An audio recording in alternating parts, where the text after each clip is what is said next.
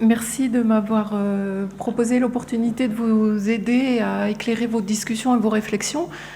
Je ne vous cache pas que je me présente à vous un peu fatiguée aujourd'hui, parce que c'est un témoignage qui est, à mon avis, révélateur.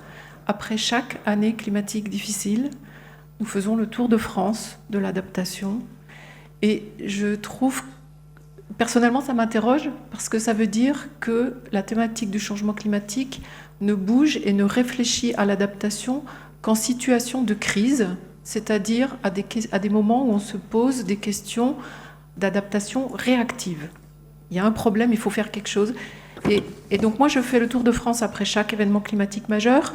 J'ai commencé après 2003, j'ai fait le printemps 2011, j'ai fait 2015. Alors, peut-être que ça s'accélère, peut-être que je vieillis, peut-être que je ne sais pas. Mais en tout cas, le témoignage que je voulais vous livrer, c'est que la thématique du changement climatique doit s'envisager dans une vision de long terme et pas seulement dans les situations de crise. Alors si c'est la crise qui fait bouger et prendre conscience et faire démarrer des réflexions dans les régions sur l'adaptation, tant mieux. Et c'est pour ça que j'ai accepté de venir, parce que je pense que, voilà, pour l'instant, c'est dans ces contextes-là qu'on nous sollicite le plus. Voilà. Ceci étant dit, donc l'adaptation est quelque chose qu'on a pris comme un enjeu scientifique important à l'INRA à bras-le-corps à partir de 2010, au moment où nous avons fait une réflexion prospective scientifique de quelles questions nouvelles la thématique de l'adaptation allait nous saisir. Et en particulier, on a constaté qu'on travaillait depuis longtemps sur l'impact des évolutions du climat, mais pas tellement sur... Et finalement, une fois qu'on a identifié ces impacts, qu'on les a quantifiés, qu'est-ce qu'on fait? Donc l'idée, c'était vraiment de faire bouger les communautés scientifiques pour aller sur les thématiques de l'adaptation.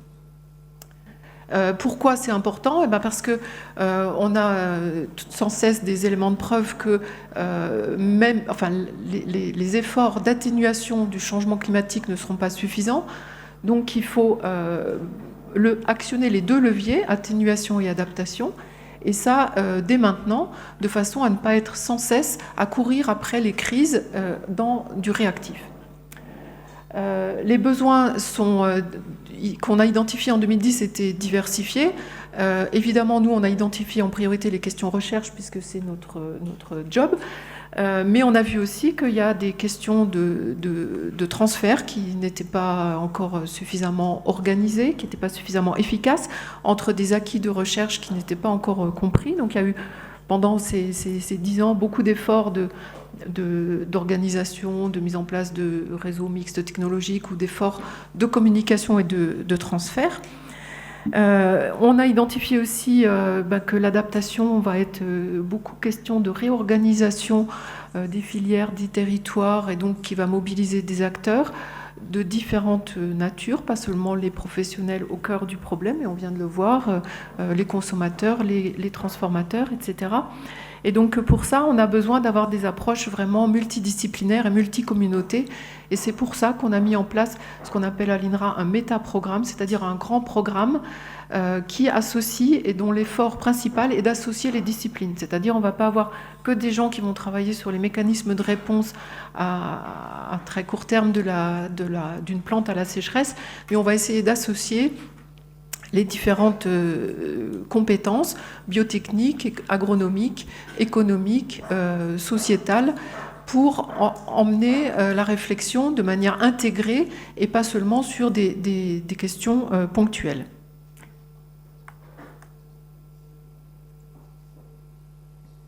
Alors,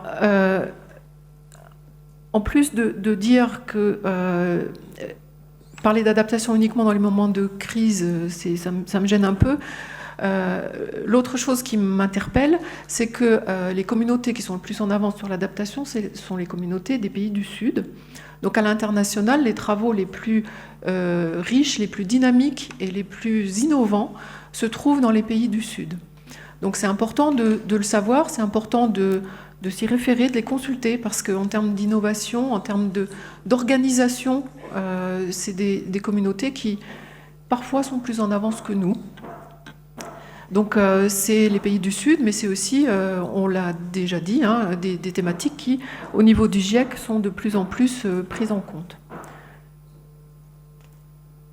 Alors, moi je ne parle pas de réchauffement climatique, donc j'avais demandé que le titre de ma présentation soit bien « Changement climatique ». Je vais vous faire un petit bref rappel des changements qu'on a déjà observés, et soit au niveau climatique, soit au niveau de l'agriculture. Donc on n'est pas dans du scénario, on est dans ce qu'on a déjà observé.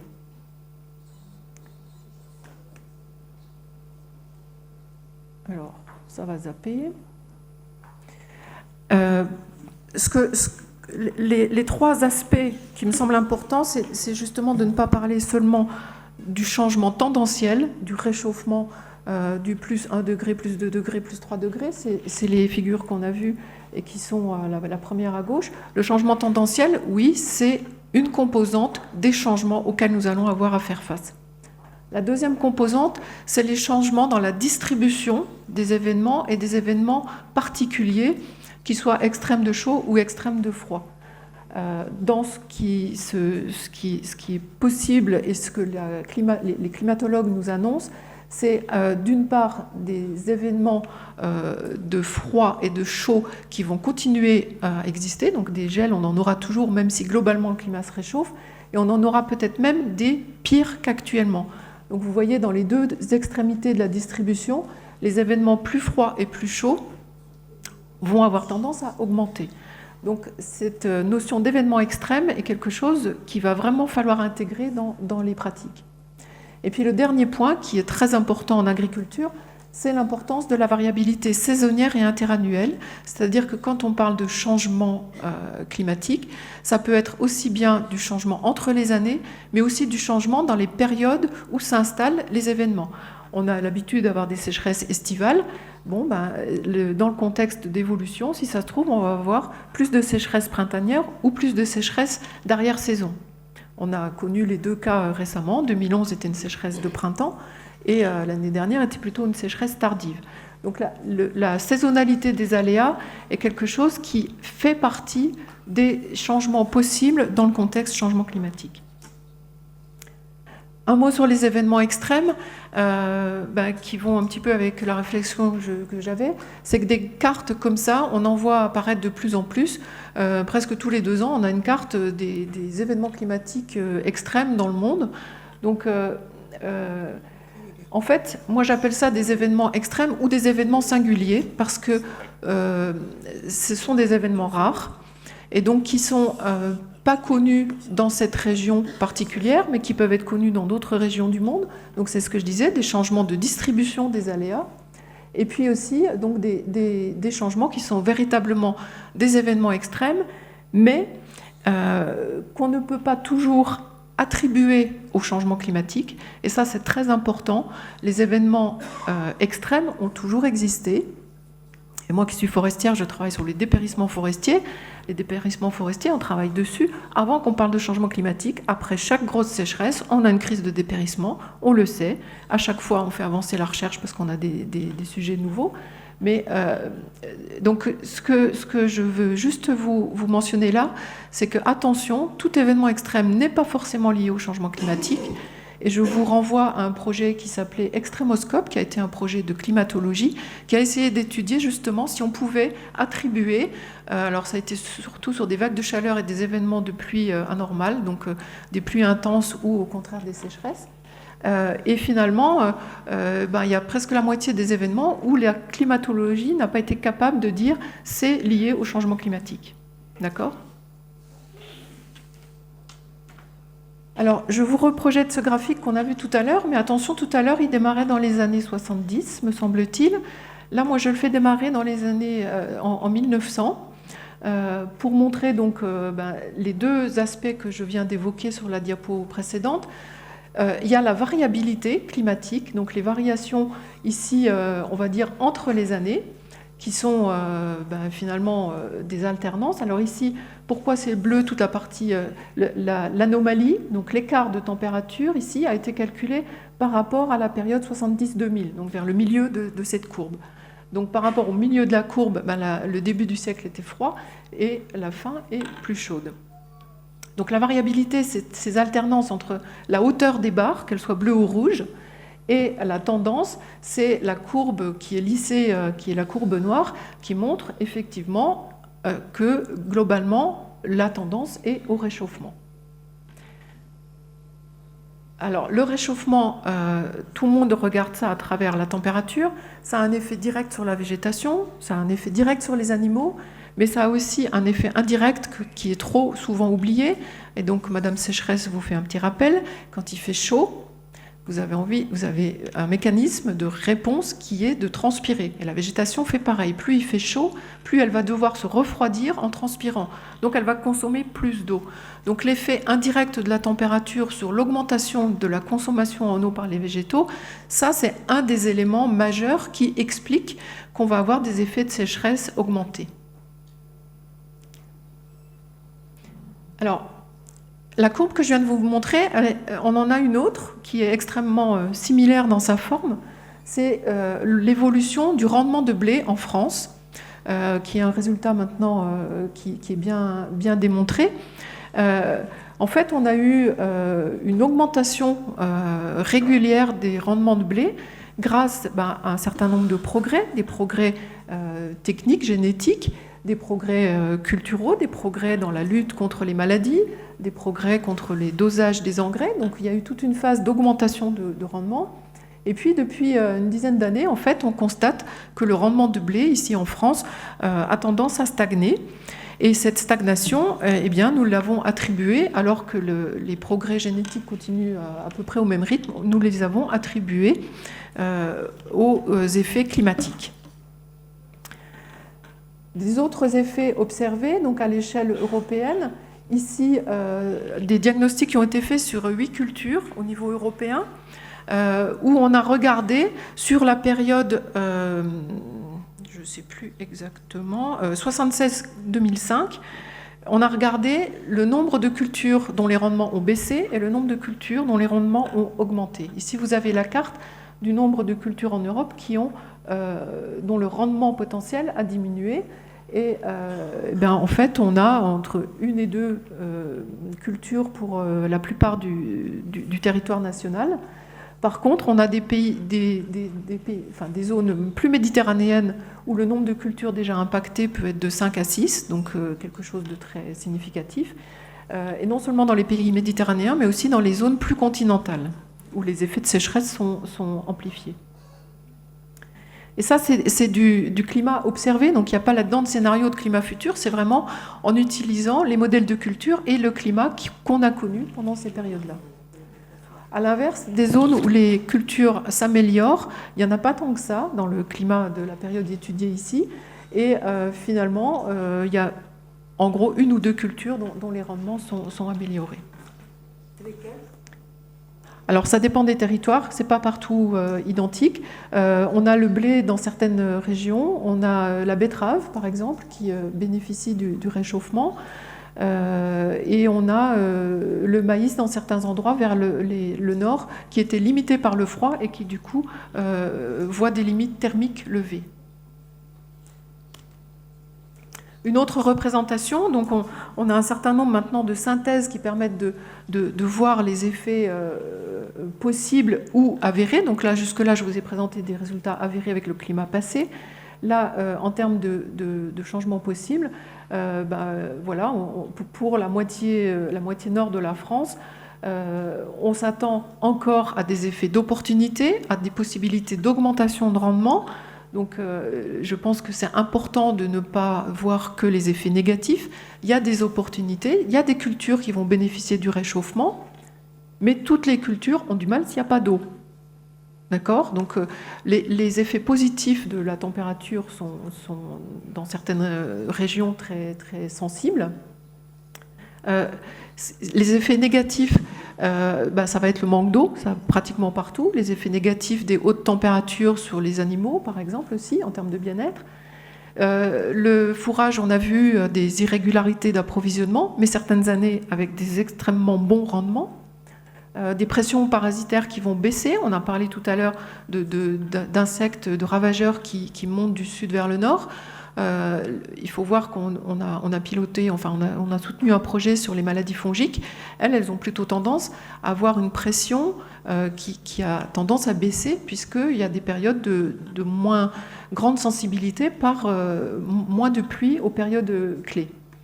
Donc tout ça fait que le contexte est extrêmement compliqué et que en termes d'adaptation, finalement, il n'y a pas une solution magique. Il va y avoir plein de leviers qu'on peut actionner ensemble ou de manière séparée selon les cas. Ce que je vous propose maintenant, c'est d'essayer d'organiser justement un petit peu ces différentes choses d'adaptation, parce qu'on vient d'avoir quelques exemples de pistes qui sont évoquées pour votre région. Et ce que je vais vous aider à faire, c'est à voir comment elles doivent s'articuler entre elles et comment elles me semblent un peu trop portées au jour d'aujourd'hui sur l'agriculteur. C'est lui qui doit s'adapter pour faire marcher sa ferme, pour faire marcher son exploitation, pour avoir son rendement, pour avoir son économie qui lui permette de vivre.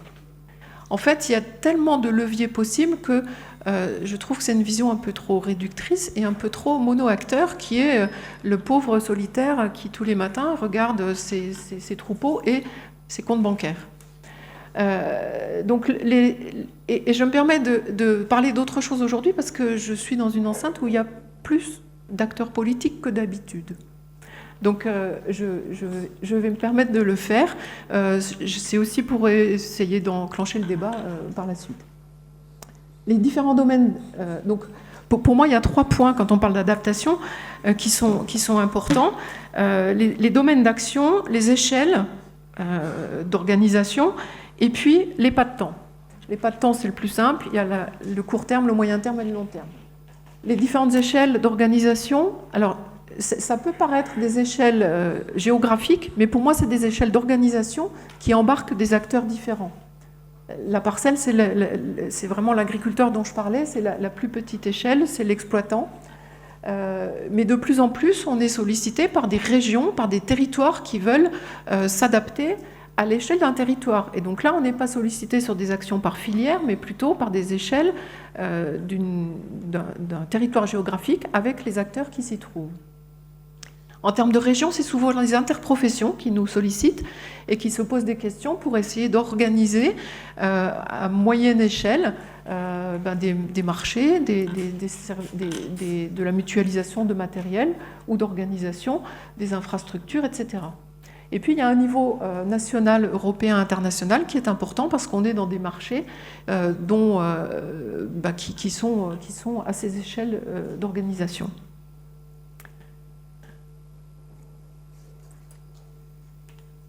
Bon, cette zapette zappe quand elle a le temps.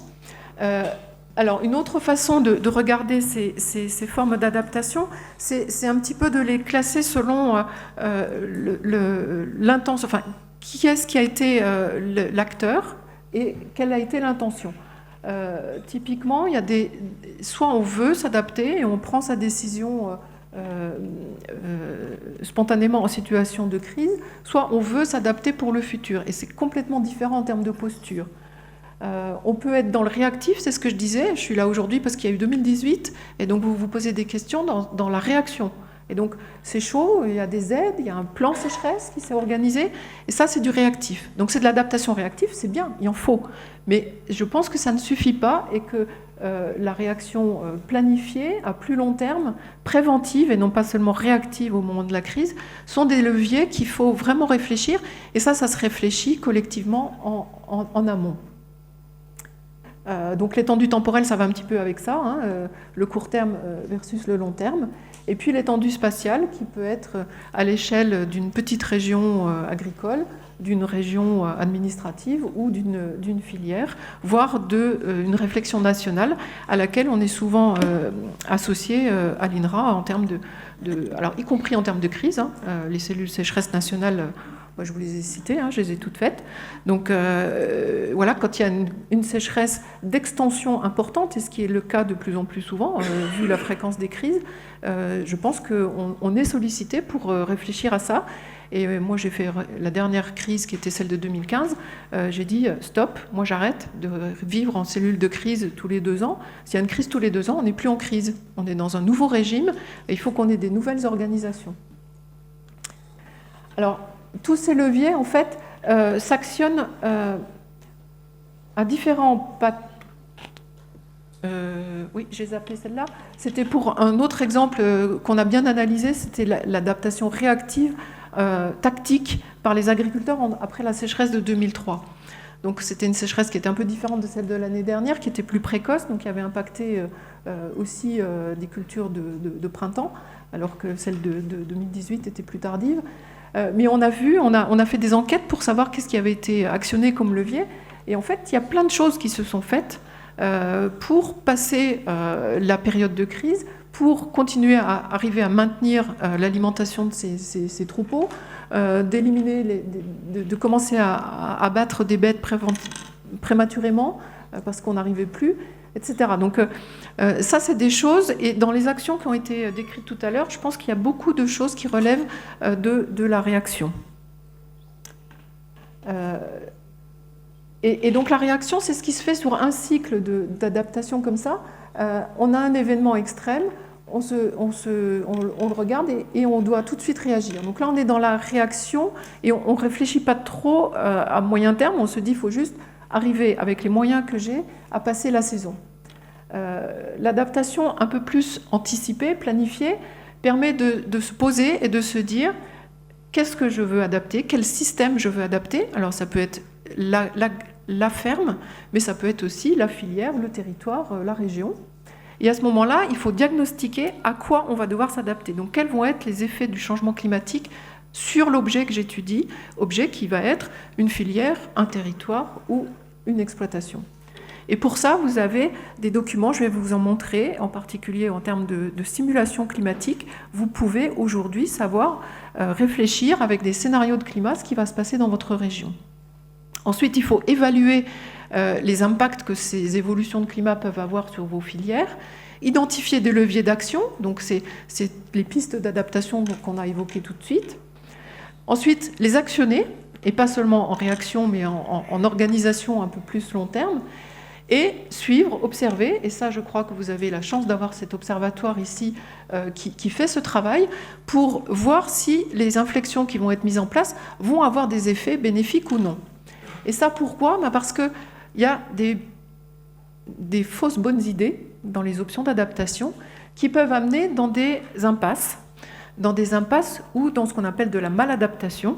Et donc ce petit cycle-là qu'on peut réfléchir à différentes échelles et à un moment donné dans le temps, ce que je vous propose de faire, c'est de le réfléchir dans une trajectoire. Alors la trajectoire a disparu.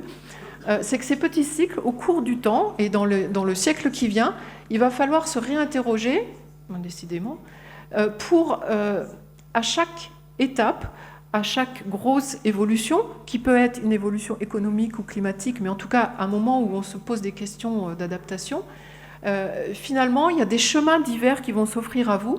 Et quand on parle de flexibilité ou d'options qui vont permettre de changer à moyen terme les trajectoires, c'est vraiment tout ça qu'il faut réfléchir. Parce que dans les deux côtés, vous avez vu, il y a des trajectoires qui deviennent en clair, là, qui vont dans des zones de maladaptation, où finalement on est dans des impasses.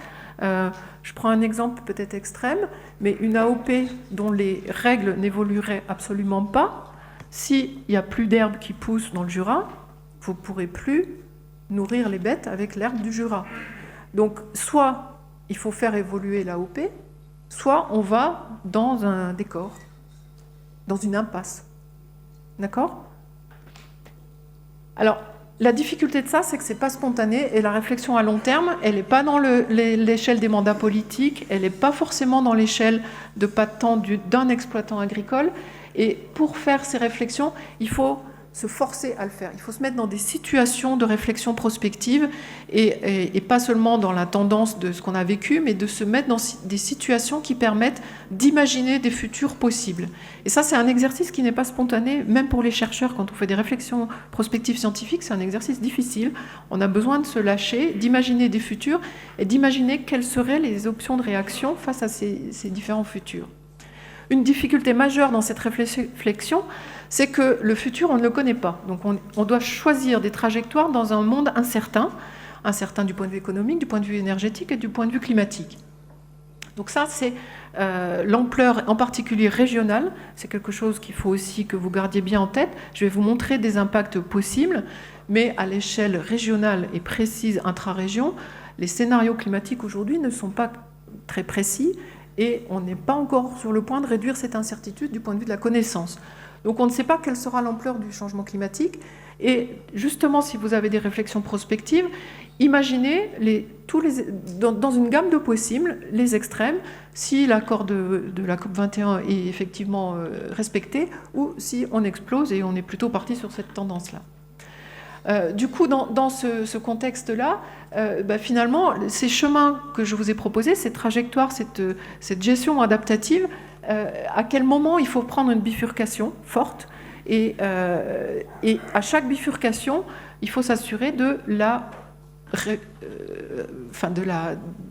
plasticité de ce choix ou du choix définitif qui, le jour où il ne marchera plus, sera une impasse qu'il faut accepter. Dans certains cas, c'est possible, mais il faut en avoir conscience de façon à ne pas investir bêtement ou de savoir qu'à échéance moyenne ou long terme, ça ne sera plus vivable. Et puis donc les outils pour évaluer ces options, elles sont multiples, elles sont difficiles, elles nécessitent de la multidisciplinarité, de la multicompétence. Il y a un aspect économique, évidemment, coût-bénéfice. Il y a un aspect acceptabilité sociale. Il y a des choses qu'on peut faire, qu'on ne peut pas faire. Moi, j'ai réfléchi par exemple sur l'évolution de la filière canard gras. Si la filière canard gras n'est plus possible, alors c'était pas dans votre région, vous devinez dans quelle région c'était, on a réfléchi qu'est-ce qui se passe dans un sud-ouest où on ne peut plus produire de foie gras. Voilà. Et donc si on part dans se disant on veut faire ça, comment on travaille avec les consommateurs de foie gras. Et puis évidemment, il y a des questions de public-privé là-dedans. Alors, une diapo sur laquelle je vais rester parce qu'elle va dans le message que je voudrais vous apporter aujourd'hui.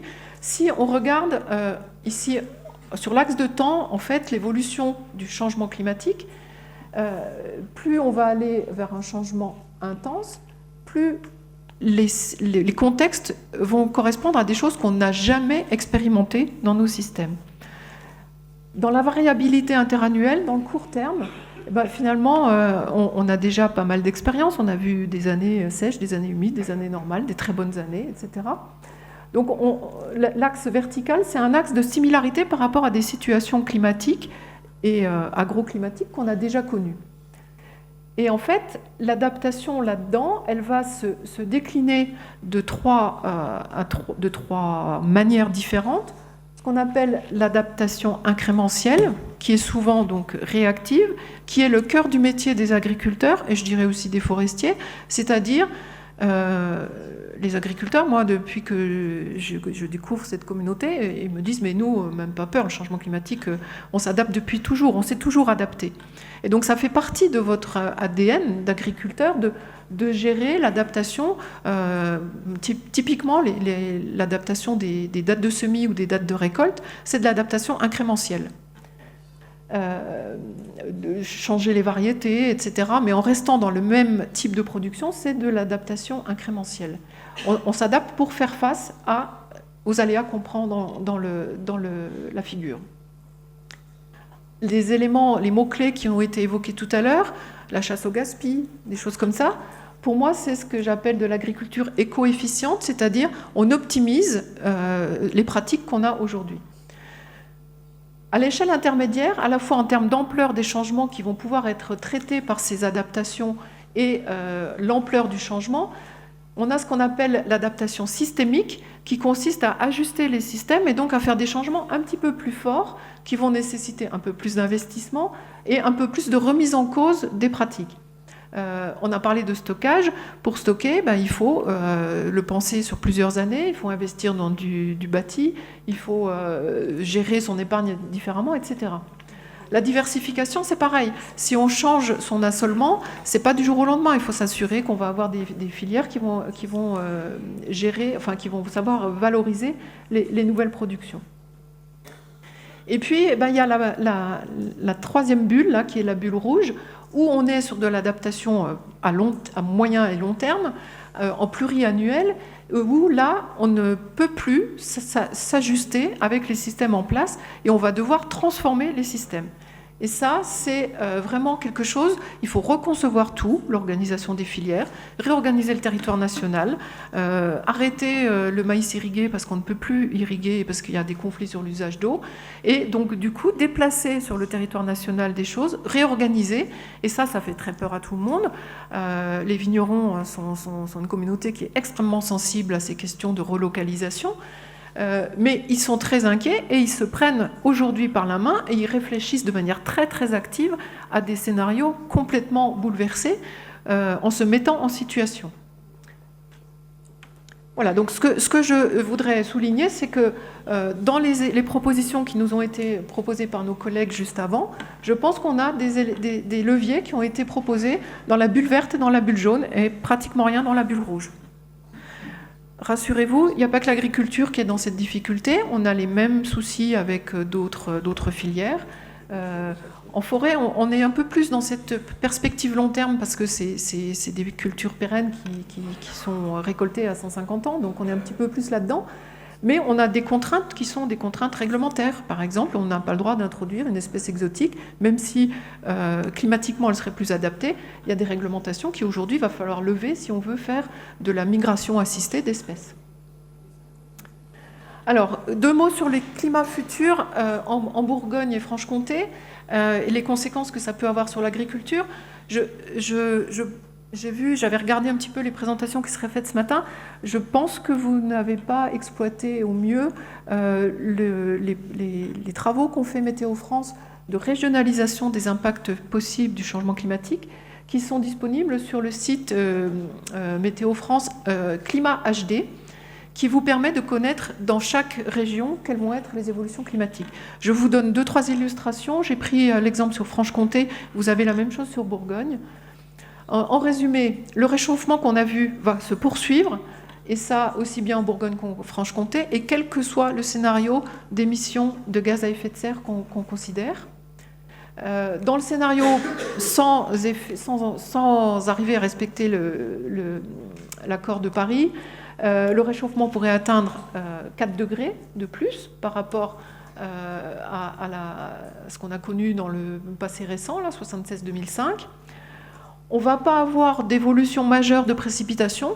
Par contre, on va avoir des changements dans la saisonnalité de la distribution des pluies, ce qui est très ennuyeux en termes d'évolution des bilans en eau. Le nombre de jours de gel va continuer à baisser, je vais vous le montrer. Par contre, le nombre de journées chaudes, à l'inverse, va augmenter. Et puis, assèchement des sols, je vais insister un peu plus là-dessus. Pour l'agriculture, c'est pour moi un élément majeur. Alors, l'évolution du nombre de jours chaudes à gauche et froides à droite, nombre de jours de gel. En gris, vous avez le climat observé donc à partir de 70, et puis les 2 trajectoires, jaune et rose, qui sont les 2 scénarios climatiques 4.5 et 8.5. Donc le rose sans respecter l'accord de Paris, et puis donc là on se dirige tout droit actuellement, et puis le jaune si on y arrivait. Un point que je voudrais pointer sur cette image, c'est que si vous vous projetez à 2030 ou 2050, les 2 scénarios ne vous font pas de différence en termes de réchauffement et de nombre de jours de gel. Les scénarios se différencient beaucoup à moyen terme. C'est pour ça aussi que je vous incite à réfléchir, en particulier pour tous les investissements de long terme, de réfléchir à échéance de 2100 et pas seulement 2030 ou 2050. Alors, l'histoire du contenu en eau des sols, je pense que vous êtes tous familiers avec l'idée que l'évolution du contenu en eau des sols évolue avec les cultures et leur développement saisonnier. Donc ici, vous avez sur la région, sur la Franche-Comté, toujours issu du site Climat HD, je vous ai mis l'adresse du lien sur le web. Vous avez en orange la sécheresse, l'évolution du profil de contenu en eau moyen sur la période 61-90. Et puis vous avez les deux extrêmes. Les deux extrêmes, je les ai laissés pour vous montrer l'importance de la variabilité interannuelle. Et ça, c'est pas que du changement climatique. Vous avez déjà eu par le passé des années très humides et des années très sèches. Okay ? Le profil orange, c'est le profil moyen. Je superpose maintenant alors c'est issu d'un calcul de bilan hydrique que Météo France fait. Donc là, il l'a fait tourner depuis 1950. Et il l'a projeté avec des scénarios de climat futur en 2021 et 2050. Donc ce qu'on appelle le futur proche. Parce qu'en termes d'investissement, en termes d'adaptation, il faut faire vite là. Donc à ce moyen terme, ce qu'on constate, c'est que le profil se décale de manière presque parallèle au profil orange. Donc toute l'année, le profil moyen va être plus sec. D'accord ? Donc ça veut dire difficulté de recharge des sols en hiver, des sécheresses printanières plus marquées qu'aujourd'hui et des sécheresses estivales aussi plus sévères. Alors, je ne suis pas là pour vous faire peur, je suis juste là pour vous aider à réfléchir au futur. Donc, je me suis permis de vous projeter aussi le même profil en 70-2100. Eh bien, ça continue à se creuser. Et le profil moyen va correspondre au profil le plus sec qu'on ait connu en termes de début de saison, par exemple. Et en termes d'intensité sur la Franche-Comté, eh bien, on va être dans le profil moyen, ce qui aujourd'hui correspond à nos événements de sécheresse extrême. Donc voilà, ça c'est des éléments, quand je dis faire un diagnostic pour ma région, Franche-Comté, voilà ce que m'annoncent les scénarios climatiques.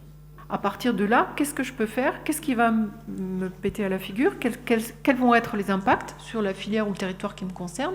Et qu'est-ce que je dois changer dans mes pratiques? Juste pour vous dire, l'année 2018, on en a beaucoup parlé. Donc le profil de l'année 2018, c'est le profil qui est en rouge ici, donc qui est positionné toujours pour la Franche-Comté par rapport au profil, on va dire, déjà observé dans le passé. Les profils bleus étant les profils plutôt les plus extrêmes en humidité et les profils rouges les plus extrêmes en sécheresse. Qui dans la salle se rappelait qu'une sécheresse d'arrière-saison comme celle de l'année dernière, vous en avez déjà connue? Levez la main ceux qui s'en rappellent. Alors, ce n'est pas ma région privilégiée, donc eh bien, vous en rappelez plus. C'était 1959 et 1962. Vous n'étiez pas nés, hein? Malheureusement, moi non plus, c'est pour ça que la mémoire de ces événements, c'est vraiment la climatologie qui nous les donne. Et ces calculs de sécheresse rétrospectifs, ils sont super importants. Alors moi, je passe mon temps à expliquer ça aux forestiers parce qu'ils se rappellent de la sécheresse de 76. Ils se rappellent de quelques dates.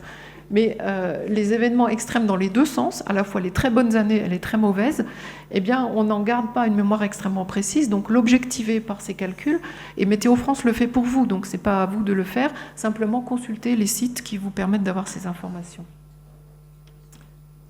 Alors, dans un projet qui s'appelait Climator, qui était antérieur à nos réflexions sur l'adaptation, on était encore dans les impacts.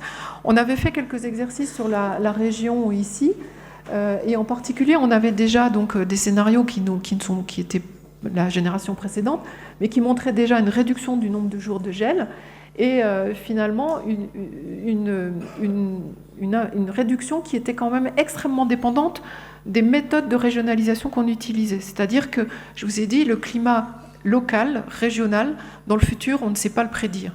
Donc il y a différentes façons de désagréger les modèles, les scénarios climatiques de grande échelle pour les régionaliser.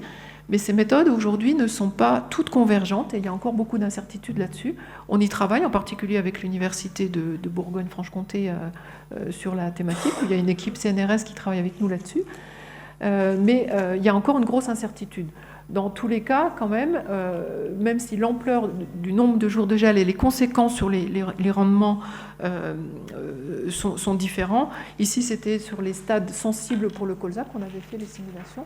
donc des tendances à la réduction dans le futur lointain de ce risque de gel létal pour des stades sensibles.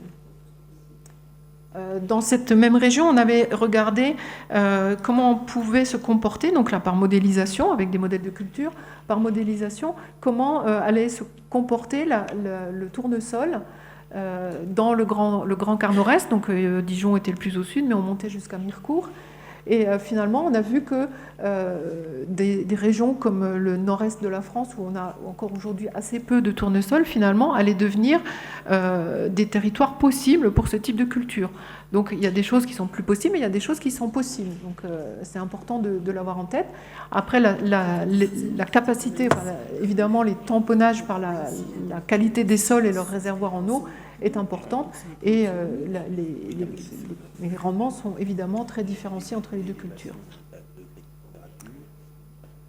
Alors, dans le métaprogramme, je ne vais pas vous présenter beaucoup de résultats. Ce que je voudrais vous dire, c'est qu'on a réfléchi à faire avancer des connaissances scientifiques, qui ça donne lieu à des publications scientifiques, mais on a aussi réfléchi et on a soutenu un certain nombre de projets qui ont travaillé sur des outils pour aider la réflexion, pour accompagner le changement et la prise de conscience que l'adaptation autre que réactive est quelque chose qui doit se travailler. Donc pour ça, on a développé des modèles pour vous aider à avoir une idée des impacts potentiels sur chaque filière, sur chaque territoire, etc. Ça, c'est des choses, je vais vous en donner un exemple. On a essayé d'organiser un petit peu les différents pas de temps, les acteurs et les différents leviers d'adaptation par rapport à ces changements incrémentiels, systémiques ou transformationnels. On a développé et soutenu des outils pour aider à réfléchir et à se mettre dans des situations de climat complètement modifiées, pour aider les agriculteurs à se dire, dans telle situation, qu'est-ce que je ferais?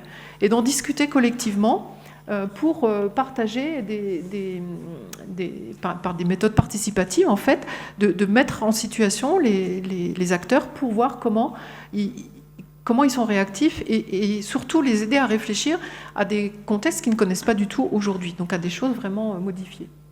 Le travail en prospective avec les acteurs, donc pas en prospective scientifique, mais vraiment, c'est des choses que vous avez peut-être suivies en région ici, à Mâcon. Il y a eu une prospective organisée par nos collègues du projet La Cave sur la filière vigne, en embarquant tous les acteurs de la filière, depuis les producteurs jusqu'aux consommateurs.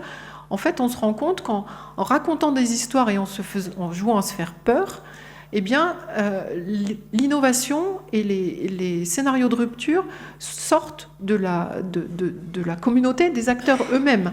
Après, certaines idées ne sont pas forcément bonnes, et à nous, recherche, de pouvoir dire cette idée, elle est sur le papier séduisante, mais en termes d'efficacité, c'est pas suffisant, ça fait gagner que tant d'eau par saison ou des choses comme ça. Donc à nous d'aider à organiser les choses. Mais je pense que c'est une manière de réfléchir à long terme en ayant une participation active des acteurs, parce que si on laisse la recherche sortir des résultats, le temps que ça arrive jusqu'à vous et que vous soyez convaincus, ça ne marche pas. Enfin, c'est jamais comme ça. L'adoption de changement, elle se co-construit en interaction. Elle ne vient pas de la recherche qui va dire « vous devez planter telle variété ». Et d'ailleurs, je vais vous présenter des résultats sur lesquels on a réfléchi, par exemple sur le fourrage, à des choix variétaux. Mais notre conclusion, ce n'est pas de dire « il faut planter telle variété à tel endroit ». Notre conclusion, c'est de dire « voilà la plasticité, les gammes qu'on peut, les leviers d'action qu'on a en jouant sur ces mélanges d'espèces ou ces variétés, mais on ne va pas vous dire « à tel endroit, faites ceci ». Et puis, donc, je vais passer aux exemples. La première chose, c'est vous aider à voir ce qui se passe, donc soit en climat actuel, ça c'est la veille agroclimatique, donc, qui est développée par une unité de service de l'INRA qui calcule à des indicateurs agroclimatiques ou avec des sorties de modèles où on en est dans le rendement du blé aujourd'hui en cours de saison, donc avec une actualisation qui se fait au jour le jour par rapport à des productions moyennes, extrêmes bonnes et extrêmes mauvaises, on va dire, par rapport au climat de chaque territoire. Jusque-là, cette veille était faite sur une douzaine de points en France, qui étaient des stations météo. Là, aujourd'hui, ce qu'on va vous proposer, c'est une spatialisation, donc avec du climat régionalisé à 8 km, qui permettra d'avoir la meilleure résolution qu'on peut vous donner aujourd'hui en termes de résolution climatique. Le projet Climagie, je vous en parle parce j'ai vu que vous étiez très préoccupés, en particulier l'année dernière, avec des problèmes de production de fourrage. Donc on a soutenu un projet qui a réfléchi justement à l'effet des mélanges variétaux, d'une part, et au mélange d'espèces, d'autre part, pour faire face aux événements de sécheresse extrême en particulier, et qui ont regardé finalement la résilience de ces mélanges aux événements extrêmes, et puis aussi la régularité sur la production de fourrage par ces mélanges d'espèces. Les mélanges qui ont été étudiés, c'était à la fois des mélanges variétaux qui ont été extrêmement élargis par rapport aux variétés classiquement utilisées, puisqu'il y a eu une synthèse, une recherche, une collecte européenne de certaines variétés, par exemple pour le raie gras, dans un projet conjoint européen. Et l'idée, c'était de voir dans ces variétés, est-ce que mélanger des variétés plus méditerranéennes avec des variétés tempérées permet d'avoir finalement une couverture du sol plus continue, des rendements qui s'étalent dans le temps, ou des résiliences qui sont assurées par une partie de la communauté. Et puis l'autre aspect, c'était le mélange graminées-légumineuses, à la fois parce qu'il y a des effets qui ont été évoqués tout à l'heure par nos collègues sur la baisse d'intrants possible par l'apport des légumineuses, mais aussi par des questions de répartition saisonnière des usages d'eau. Donc ça, c'est des résultats qui sont disponibles. Il y a eu un document en français qui a été rédigé par le collectif de ce projet, donc qui est disponible. Un autre exemple que je voulais vous citer aujourd'hui, vous ne le verrez pas. Il est plus cher celui-là. C'est un exemple concernant justement la démarche participative avec les agriculteurs pour réfléchir au futur possible. Donc c'est un projet qui s'appelle Farmatch, qui a été soutenu aussi par le Métaprogramme, dans lequel l'idée c'était de faire de l'expérimentation virtuelle, c'est-à-dire de ne pas vous faire tester en grandeur nature des stratégies, des options qui vous emmènent dans des impasses ou qui vous emmènent dans des choses qui économiquement sont suicidaires. Donc l'idée, c'était de vous donner, par de la modélisation, des impacts possibles de ce qui se passerait. Alors là, c'était plutôt en région méditerranéenne, mais c'est des démarches qui peuvent se décliner dans chaque région. Donc des choses qui ont déjà été citées, des changements dans la saisonnalité de production du fourrage, avec finalement des moments été-automne plutôt de baisse de production, à des moments où on en a besoin, et puis plutôt tendance à l'augmentation au printemps. Par contre, des difficultés pour avoir un approvisionnement en maïs et en fourrage maïs régulier. Donc face à ce genre d'arguments, qu'est-ce qu'on peut faire? Comment on peut se comporter? Et dans le débat entre agriculteurs, en les mettant tous autour d'une table, on voit que les débats sont très vifs et que les options qui sont proposées sont des fois complètement opposées. Et la discussion qu'on arrive à établir dans ces mises en situation permet de faire évoluer conjointement la communauté locale d'acteurs, et puis aussi éventuellement débattre avec les scientifiques de choses qui ne sont pas efficientes, qui ne sont pas suffisantes, ou qui au contraire sont des vraies bonnes idées. Et donc l'idée, c'est de faire ces expérimentations de manière théorique, en jouant en fait, plutôt qu'en le faisant en vrai. C'est assez nouveau parce que l'agriculteur, si ça ne marche pas, on changera. On peut changer tous les 3-4 ans. Si ça ne marche pas, on peut changer. Là, c'est l'idée vraiment de se dire de manière plus fondamentale, qu'est-ce que je change? Est-ce que je change la densité de mon troupeau? Est-ce que je change carrément d'activité? Est-ce que je dis à mon gamin d'aller non pas dans une formation agricole, mais dans un autre type de choses? On a eu des comportements complètement de ce type-là qui sont extrêmement révélateurs de situations. Alors on était en région méditerranéenne où il y a des choses qui vont vraiment ne plus pouvoir être faites. Donc c'est des choses qui vraiment libèrent les réflexions et permettent d'avoir une co-construction de stratégies un peu collectives. Et puis pour terminer, je voudrais insister sur... Donc j'ai déjà parlé beaucoup du préventif. Une fois qu'on a passé une crise, se dire si ces crises-là se reproduisent, il faut peut-être qu'on fasse un peu de préventif à moyen terme. Mais ne faisons pas tout porter aux agriculteurs et à la décision privée. Là-dessus, il y a beaucoup de leviers publics qui passent par des réglementations, par des incitations, par de l'aide à la réflexion, y compris de relocalisation. Délocaliser des filières, ça ne se fera pas sans une volonté nationale organisée, déclinée dans les régions, structurée, etc. Et planifiée à long terme et pas seulement dans l'urgence. Voilà, je vais m'arrêter là. Je vous invite à aller voir les résultats des différents projets qu'on a soutenus sur le site du métaprogramme ACAF. On a ici une dizaine de projets qui ont fait l'objet de rédaction avec des journalistes scientifiques et des journalistes agricoles, de manière à vous rendre les résultats accessibles et compréhensibles. Donc, je vous invite à aller approfondir ces questions-là. Je vous remercie. Merci beaucoup.